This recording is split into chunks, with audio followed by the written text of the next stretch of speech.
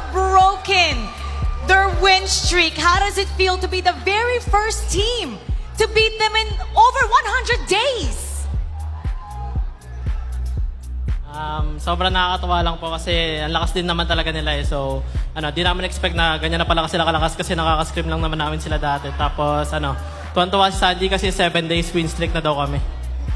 Okay, boys, first of all, congratulations on being the first grand finalist of Snapdragon Pro Series this season.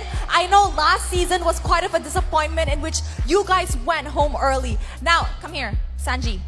I want to ask you, Sanji, now that you guys are in the grand finals, what team do you guys want to face in the grand finals tomorrow? Gusto po namin makalaban yung Bren. Gusto po namin mabawian sila sa pagkatalo namin ng MSC.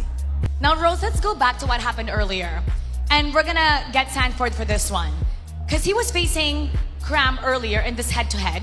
They underestimated you. They said it was going to be a sweep, right? Correct? And they said they were gonna win. Now, what do you have to say to him? Nice game, pero kasi dapat naniniwala siya sa kasabihang lahat na nagmamataas binababa. Ooh! He said, nice game.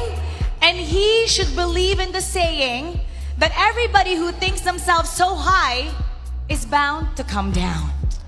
That was a very nice one, honestly.